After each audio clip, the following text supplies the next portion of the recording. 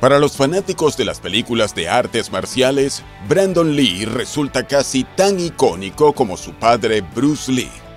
Lamentablemente, sus carreras se vieron truncadas cuando estaban en su mejor momento, pues ambos fallecieron en situaciones muy similares, muy jóvenes, de manera repentina, trágica y evitable.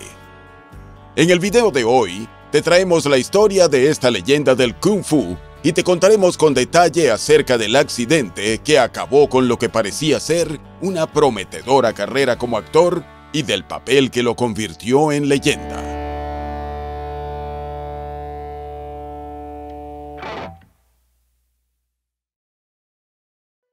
Hola a todos, mi nombre es Juan. Bienvenidos a Biopic, donde les narraré las historias de la vida de las personas que han marcado nuestra sociedad. Sin decir nada más, comencemos. Biografía de Brandon Lee.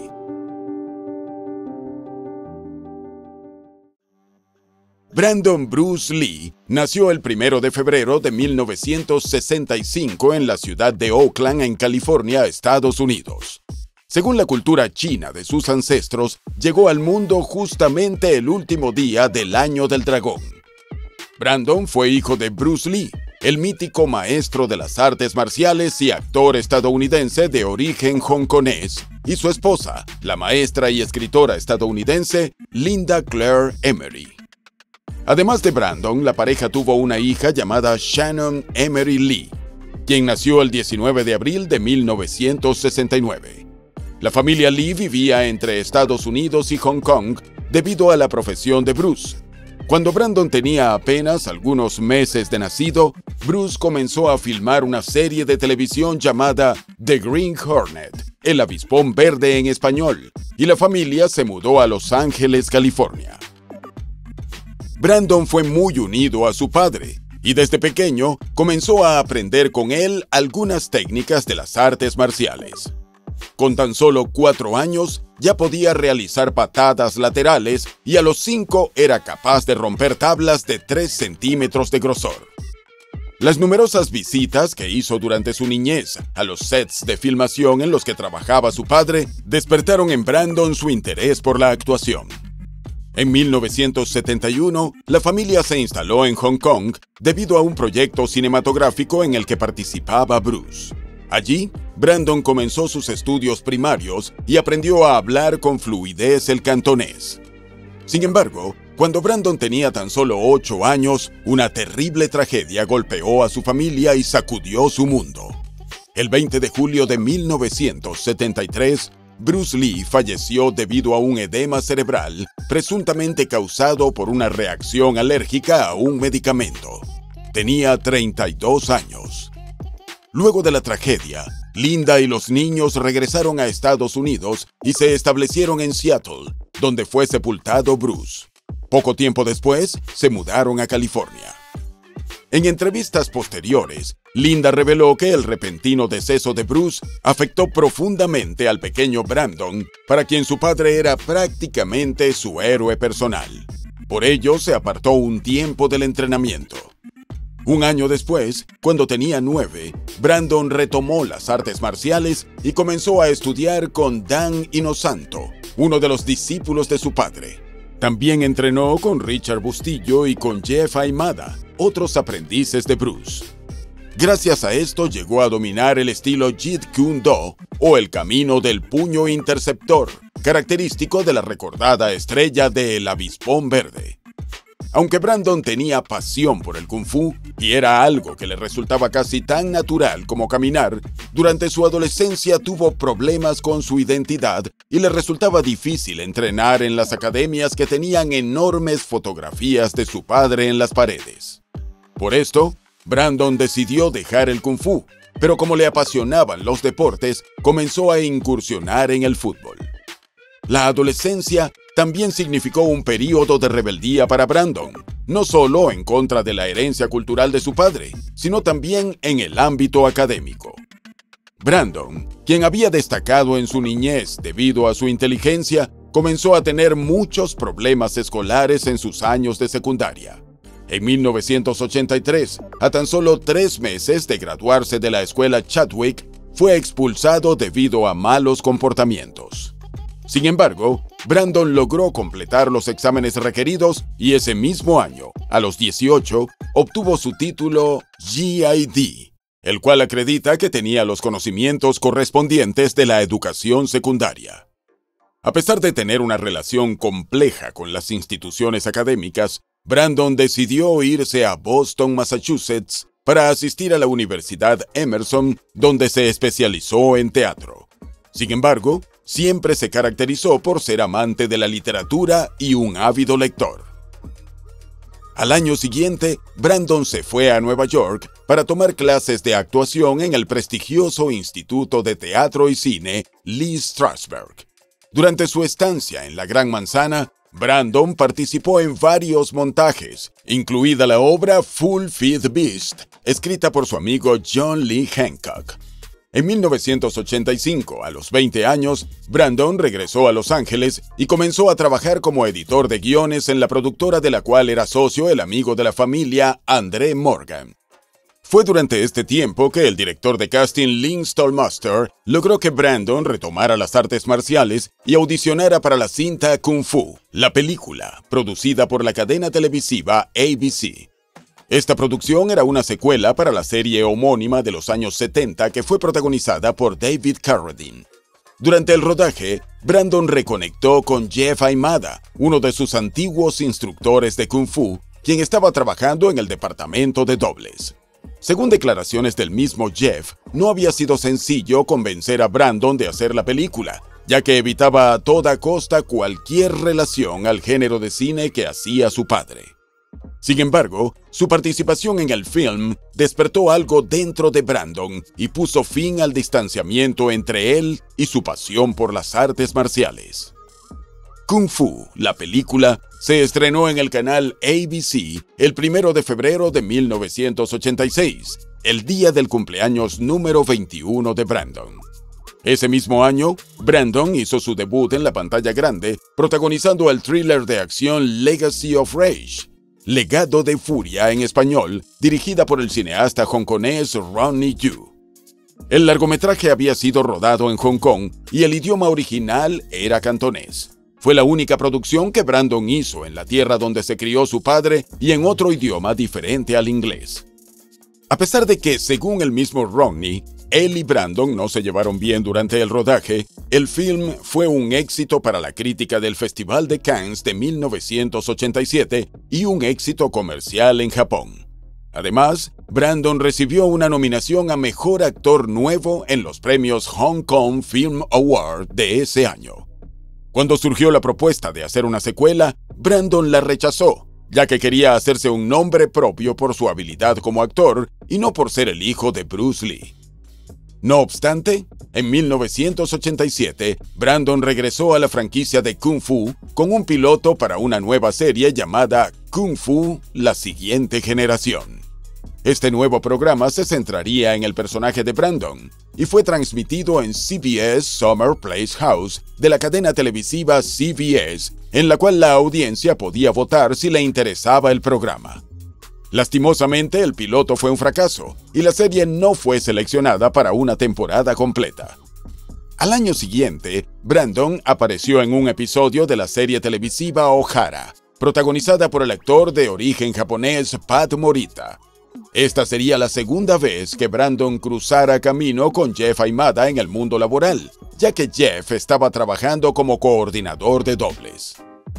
A fines de la década de los 80, Brandon volvió a entrenar con Dan Inosanto. Solía llevar una cámara para grabar las sesiones y poder ver cuáles técnicas se veían mejor en pantalla. Pese a su dedicación a las artes marciales, Brandon quería ser reconocido por su versatilidad para incursionar en distintos géneros. Incluso hizo una audición para Say Anything, Digan lo que quieran en español, la comedia romántica de 1989 protagonizada por John Cusack. Según su hermana Shannon, era un papel que realmente quería. El siguiente proyecto de Brandon fue Laser Mission, Misión Láser en español, la cual se estrenó en Estados Unidos en 1990. La película fue filmada en Namibia, al sur de África. Salió directo a videocassette y fue distribuida por Turner Home Entertainment. Aunque no fue proyectada en cines y recibió críticas mayormente negativas, igualmente fue un éxito comercial.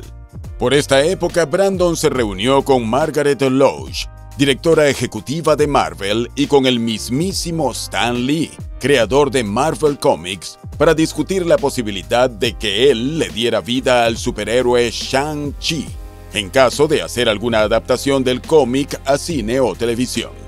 Lamentablemente nunca surgió la oportunidad de concretar el proyecto. La nueva década trajo consigo la consolidación de Brandon como actor de Hollywood.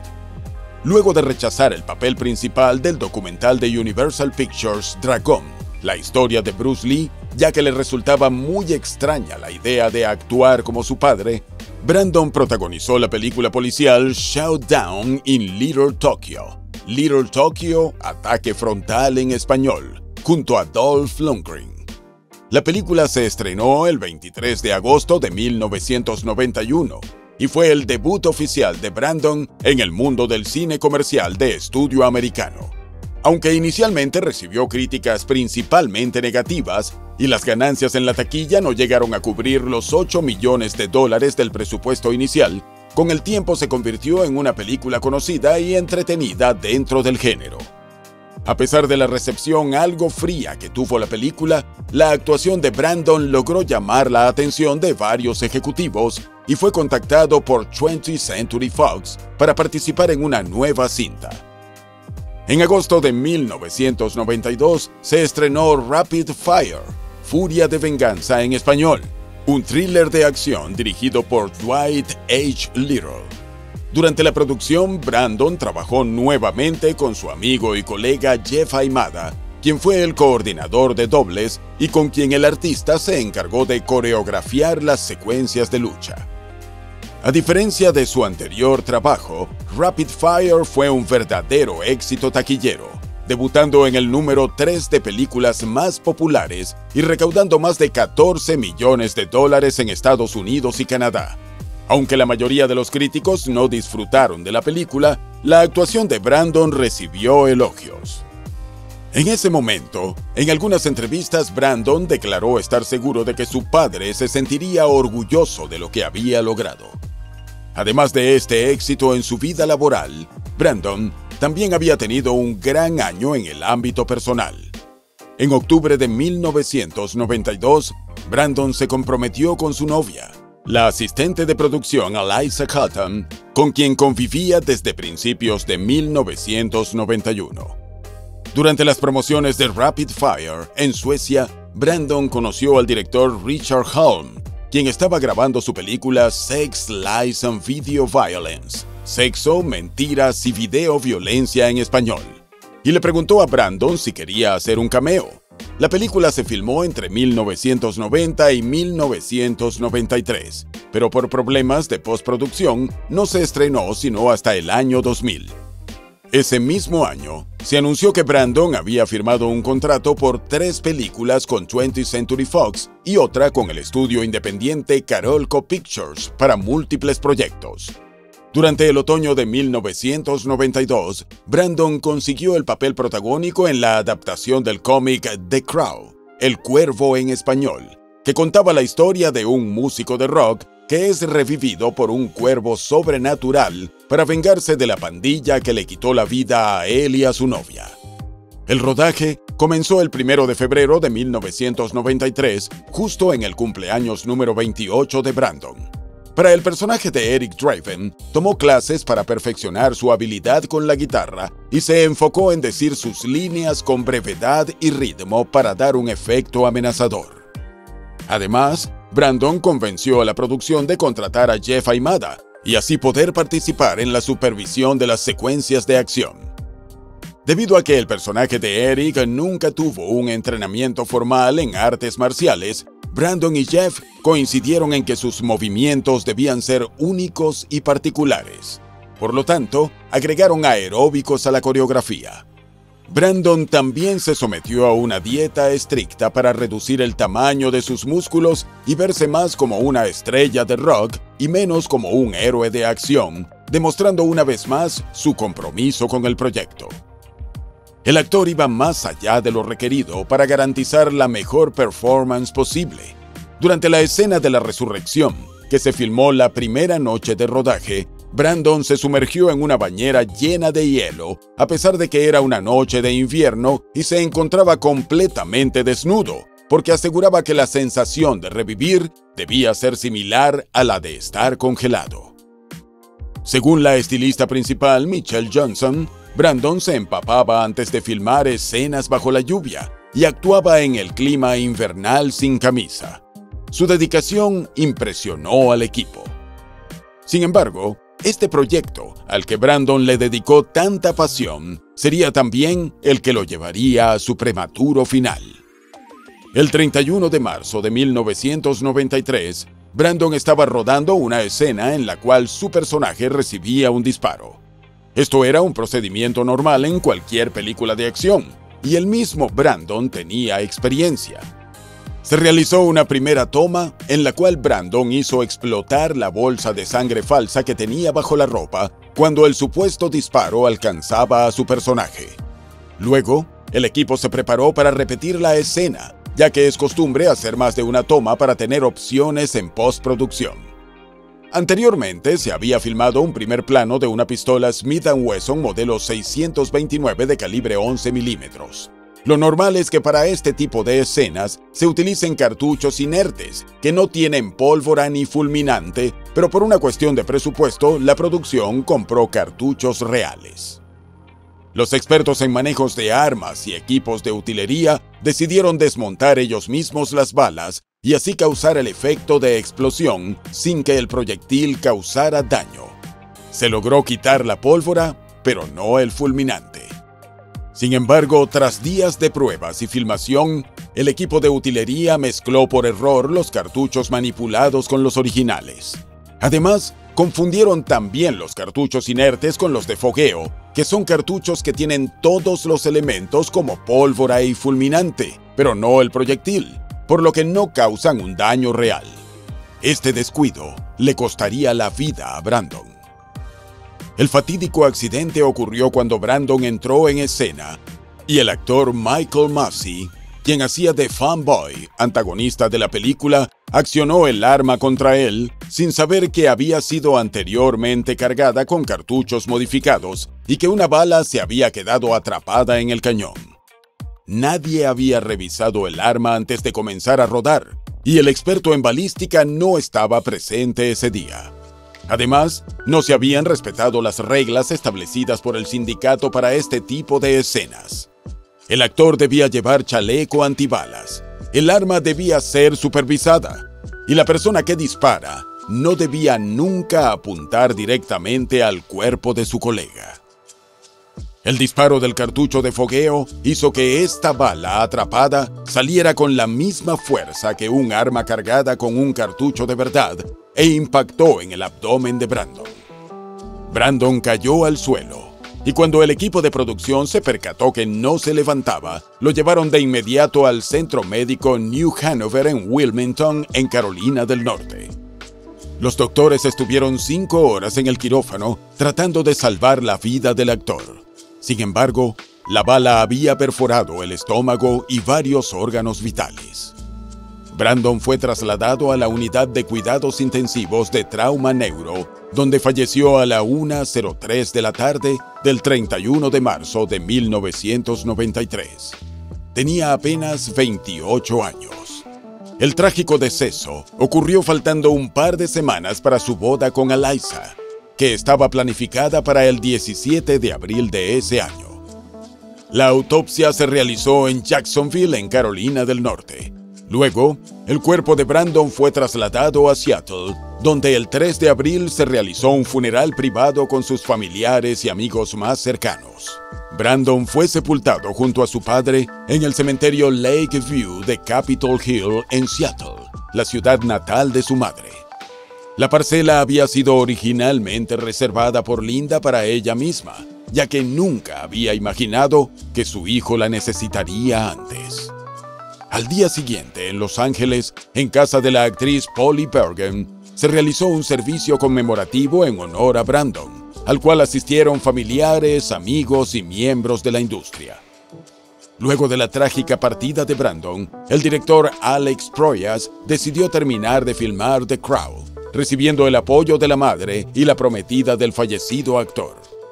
Al momento del accidente, quedaban solamente 8 días más de rodaje. Paramount se había desentendido del proyecto para evitar más escándalos, así que la productora Miramax puso el dinero necesario para concluir el film. Para completar las escenas de Brandon, se llamó al actor y doble Chad Stahelski, quien años después se hizo famoso por dirigir la saga de John Wick. Además, Chad era amigo de Brandon, pues ambos asistían a la misma Academia de Artes Marciales. Aunque se redujeron los primeros planos del personaje de Brandon, se utilizaron efectos especiales en postproducción para modificar el rostro de Chad y hacerlo parecido al suyo, siendo así una de las películas pioneras en el uso de la técnica de gráficos conocida como CGI para este tipo de situaciones imprevistas. El video de la toma fatal fue utilizado como evidencia en la investigación para determinar las circunstancias en las que perdió la vida Brandon.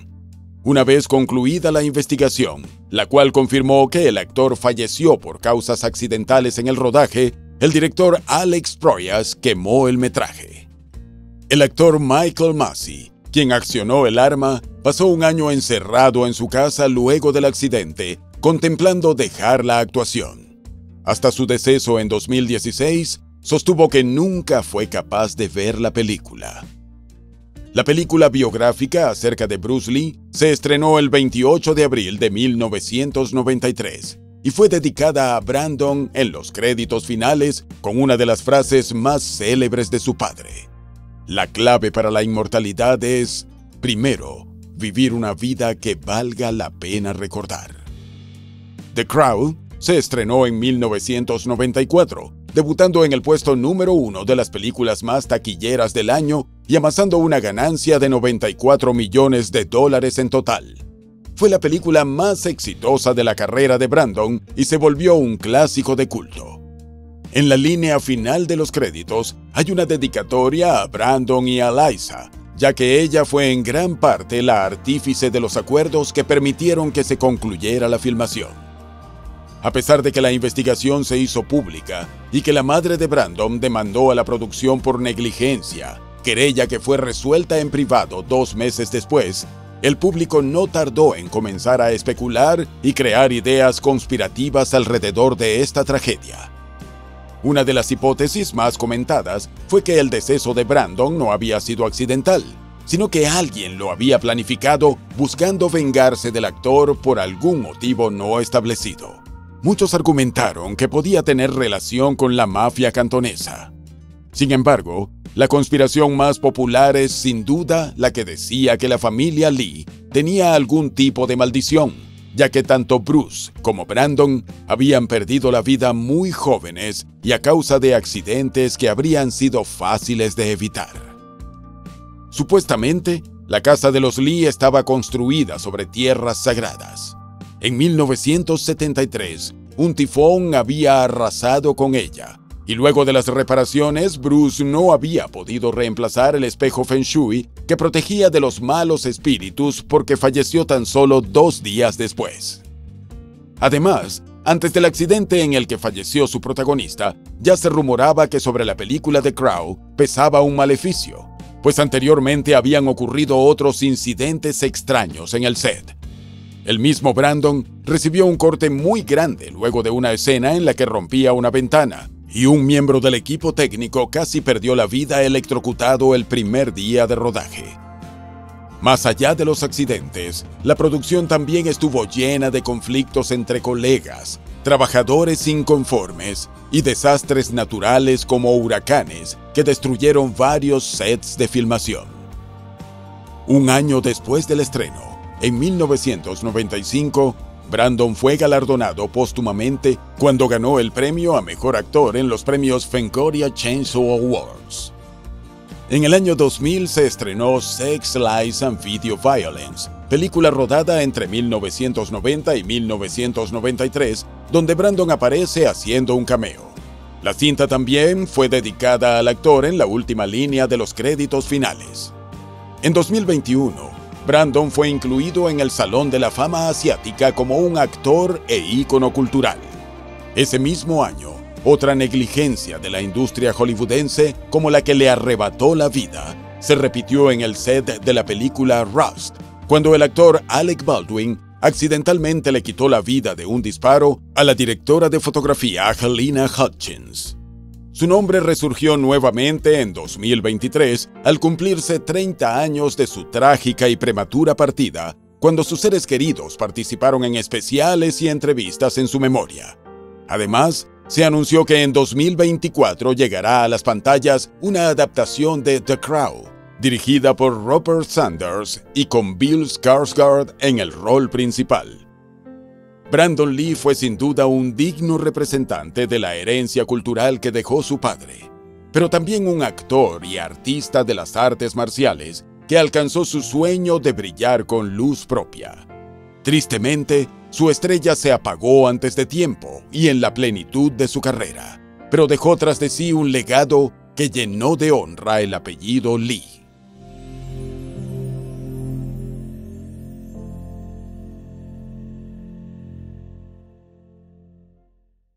Y bueno, hasta aquí el video de hoy. Cuéntame en los comentarios qué te ha parecido. Y antes de irte, no te olvides de dejarle un me gusta y suscribirte al canal. Hasta la próxima historia.